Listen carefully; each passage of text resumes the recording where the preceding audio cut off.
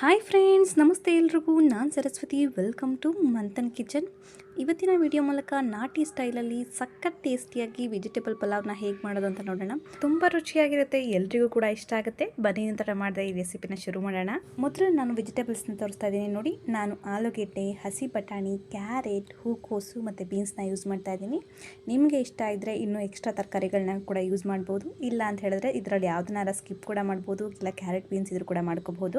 ಒಂದು ಕುಕ್ಕರ್ನ ಬಿಸಿ ಇಟ್ಕೊಂಡು ಒಂದು 4-5 ಸ್ಪೂನ್ ಆಗುವಷ್ಟು ಅಡುಗೆ ಎಣ್ಣೆನ ಹಾಕೋತಾ ಇದ್ದೀನಿ. ಪಲಾವ್ಗೆ ಸ್ವಲ್ಪ ಅಡುಗೆ ಎಣ್ಣೆ ಜಾಸ್ತಿ ಇದ್ದರೆ ಟೇಸ್ಟ್ ಚೆನ್ನಾಗಿರುತ್ತೆ. ಎಣ್ಣೆ ಬಿಸಿ ಆಗ್ತಿದ್ದಾಗೆ ನಾನು ಪಲಾವ್ ಸಾಮಾನುಗಳನ್ನ ಹಾಕೋತಾ ಇದ್ದೀನಿ ನೋಡಿ. ನಾನಿಲ್ಲಿ ಸ್ಟಾರ್ ಹೂವು, ಚಕ್ಕೆ ಮತ್ತು ಏಲಕ್ಕಿನ ಒಂದು ಬಿಡಿಸಿ ಇಟ್ಕೊಂಡಿದ್ದೀನಿ. ಕಲ್ಲು ಹೂವು, ಪಲಾವ್ ಎಲೆ ಮತ್ತು ಪತ್ರೆ ಎಲ್ಲ ತೊಗೊಂಡಿದ್ದೀನಿ. ಇದನ್ನೆಲ್ಲ ಸೇರಿಸ್ಕೊಂಡು ಒಂದು 30 ಸೆಕೆಂಡ್ಸು ಚೆನ್ನಾಗಿ ಬಿಸಿ ಮಾಡ್ಕೋಬೇಕು. ಅದರ ಫ್ರಾಗ್ರೆನ್ಸ್ ಏನಿರುತ್ತೆ ಅದು ಆಯಿಲಲ್ಲಿ ಬಿಟ್ಕೋಬೇಕು. ಆವಾಗ ನಾವು ಮಾಡುವಂಥ ಪಲಾವು ತುಂಬ ರುಚಿಯಾಗಿ ಬರುತ್ತೆ. ಈ ರೀತಿ ಚೆನ್ನಾಗಿ ತಿರುಕೊಂಡು ಒಂದು 30 ಸೆಕೆಂಡ್ ಬಿಸಿ ಮಾಡ್ಕೊಂಡಿದ್ದಾದಮೇಲೆ ನಾನು ಇಲ್ಲಿ 2 ಈರುಳ್ಳಿನ ಹಾಕೋತಾ ಇದ್ದೀನಿ. ಈರುಳ್ಳಿನ ಸ್ವಲ್ಪ ಉದ್ದುದಕ್ಕೆ ಸಣ್ಣದಾಗಿ ಹೆಚ್ಚಿ ಹಾಕೋತಾ ಇದ್ದೀನಿ. ಈರುಳ್ಳಿ ಚೆನ್ನಾಗಿ ಫ್ರೈ ಆಗಿ ಗೋಲ್ಡನ್ ಬ್ರೌನ್ ಆಗಬೇಕು. ಅಷ್ಟರಲ್ಲಿ ನಾವು ಇದಕ್ಕೆ ಒಂದು ಮಸಾಲೆನ ರುಬ್ಕೊಳ್ಳೋಣ. ಮಸಾಲೆನ ರುಬ್ಕೊಳ್ಳೋಕ್ಕೋಸ್ಕರ ಒಂದು ಚಿಕ್ಕ ಮಿಕ್ಸಿ ಜಾರ್ಗೆ ಒಂದು 4-5 ಮೆಣಸು, 2 ಲವಂಗ, ಖಾರಕ್ಕೆ ಹಸಿರು ಮೆಣಸಿಕಾಯಿ, 1-2 ಇಂಚು ಶುಂಠಿ ಮತ್ತು 2 ಗೆಡ್ಡೆ ಬೆಳ್ಳುಳ್ಳಿ ತೊಗೊಂಡಿದ್ದೀನಿ. ಇದನ್ನೆಲ್ಲ ಮಿಕ್ಸಿ ಜಾರ್ಗೆ ಸೇರಿಸ್ಕೊತಾ ಇದ್ದೀನಿ. ಇದನ್ನು ಸೇರಿಸ್ಕೊಂಡಿದ್ದಾದಮೇಲೆ ಒಂದು ಅರ್ಧ ಹಿಡಿ ಆಗುವಷ್ಟು ಪುದೀನ ಸೊಪ್ಪನ್ನು ಕೂಡ ಸೇರಿಸ್ಕೊತಾ ಇದ್ದೀನಿ. 1 ಹಿಡಿ ಆಗುವಷ್ಟು ಕೊತ್ತಂಬರಿ ಸೊಪ್ಪನ್ನು ಸೇರಿಸ್ಕೊತಾ ಇದ್ದೀನಿ.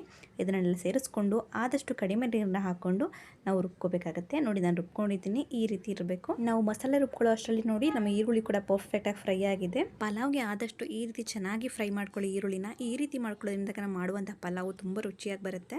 ಈ ರೀತಿ ಈರುಳ್ಳಿನ ಚೆನ್ನಾಗಿ ಫ್ರೈ ಮಾಡ್ಕೊಂಡಿದ್ದಾದಮೇಲೆ ರುಬ್ಬಿಟ್ಕೊಂಡಿರುವಂಥ ಮಸಾಲೆನ ಹಾಕೋತಾ ಇದ್ದೀನಿ.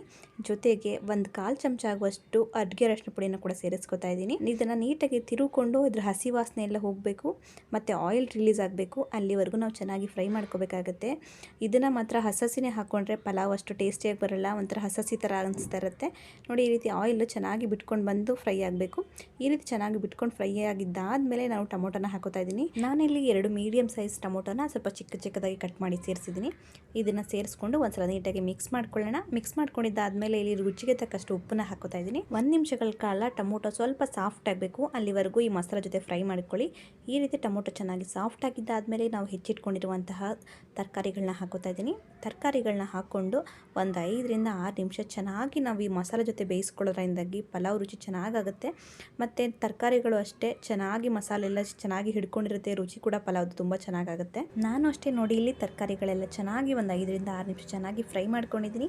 ಇವಾಗ ನಾವು ಮೊದಲೇ ನೆನೆಸಿಟ್ಕೊಂಡಿದ್ದಂತಹ ನಾನಿಲ್ಲಿ 1 ಕಪ್ ಆಗುವಷ್ಟು ಅಕ್ಕಿ ತೊಗೊಂಡಿದ್ದೀನಿ. ಸುಮಾರು 300 ಗ್ರಾಮ್ ಆಗುವಷ್ಟು ಅಕ್ಕಿ ಇದೆ. ಅದಕ್ಕೆ ನಾನು 2 ಲೋಟ ಆಗುವಷ್ಟು ನೀರನ್ನ ಹಾಕೋತಾ ಇದ್ದೀನಿ. ಅಂದರೆ ನೀವು 1 ಕಪ್ ಅಕ್ಕಿ ತೊಗೊಂಡ್ರೆ 1.5 ಕಪ್ ಆಗುವಷ್ಟು ನೀರನ್ನ ಸೇರಿಸ್ಕೋಬೇಕಾಗತ್ತೆ. ನೀರನ್ನ ಸೇರಿಸ್ಕೊಂಡಿದ್ದಾದಮೇಲೆ ನೀಟಾಗಿ ತಿರುಕೊಂಡು ನೀವು ರುಚಿ ನೋಡ್ಕೋಬೇಕಾಗತ್ತೆ. ಈ ಹಂತದಲ್ಲಿ ಉಪ್ಪು ಖಾರ ಏನು ಬೇಕಾದರೂ, ಹುಳಿ ಏನು ಬೇಕಾದರೂ ಅಡ್ಜಸ್ಟ್ ಮಾಡ್ಕೋಬೋದಾಗುತ್ತೆ. ಉಪ್ಪು ಬೇಕಾದರೆ ಹಾಕೋಬಹುದು. ಖಾರ ಬೇಕಂದರೆ 1-2 ಇಂಚ್ ಹಸಿರು ಮೆಣಸಿನಕಾಯನ್ನು ಕೂಡ ಹಾಕೋಬಹುದು. ಹುಳಿ ಕಡಿಮೆ ಆದರೆ ನಿಂಬೆ ಹಣ್ಣನ್ನು ಕೂಡ ಹಿಂಡಿ ಹಾಕೋಬಹುದು. ಈ ಕನ್ಸಿಸ್ಟೆನ್ಸಿನ ನೋಡ್ಕೊಂಡಿದ್ದಾದಮೇಲೆ ಇದು ಕುಕ್ಕರ್ನ ಮುಚ್ಚಳನ ಮುಚ್ಚಿ 2 ವಿಷಲ್ ತೆಗೆದ್ರೆ ಆಯಿತು. ನಮ್ಮ ಪಲಾವ್ ರೆಡಿ ಆಗಿರುತ್ತೆ. ಇಷ್ಟೇ. ನಮ್ಮ ಕುಕ್ಕರು ವಿಷಲ್ ಬಂದು ಆರಿ ತಣ್ಣಗಾಗಿದೆ ನೋಡಿ. ಎಷ್ಟು ಪರ್ಫೆಕ್ಟಾಗಿ ರೆಡಿ ಆಗಿದೆ ಅಲ್ವಾ. ಇದನ್ನು ನೀಟಾಗಿ ತಿರುಕೊಂಡು ಎಲ್ಲ ತರಕಾರಿಗಳು ಮತ್ತು ರೈಸ್ ಎಲ್ಲ ಮಿಕ್ಸ್ ಮಾಡ್ಕೋಬೇಕಾಗತ್ತೆ.